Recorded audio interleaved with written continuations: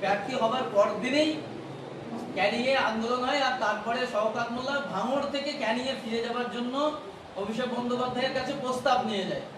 এটা নিয়ে কি বলবেন? আপনাকে কি ভাঙড়ে ভয় পেয়ে পালিয়ে যাওয়ার চেষ্টা করছেন? দেখুন, ব্যাপারটা হচ্ছে আমাকে নয়, ভাঙড়ের মানুষকে ভয় পেয়েছে।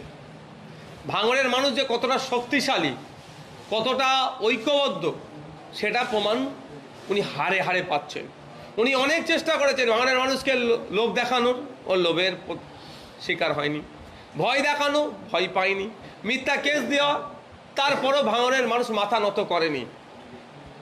উনি কি খুশি হয়ে চেয়েছিলেন ভাঙড়টা? তো চাই না একবারের জন্য।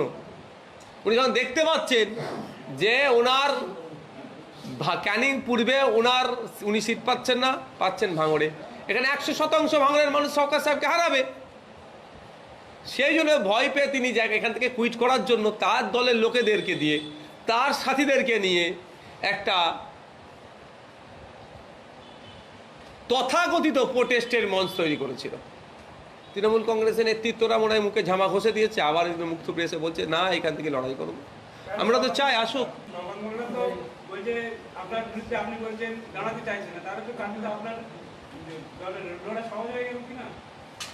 দেখুন, আমি একটা কথা বলি, আমি প্লেয়ার ছিলাম, ভলিবল খেলেছি, টুর্নামেন্ট যখন খেলতে যেতাম, যত ভালো টিমই নিয়ে যেতাম বা মোটামুটি টিম নিয়ে গেল, সামনেওয়ালাকে আমি ফাইনালে উঠবো কি করে সবসময় চেষ্টা করতাম দুর্বল টিমের সাথে খেলে বেরিয়ে যাবো।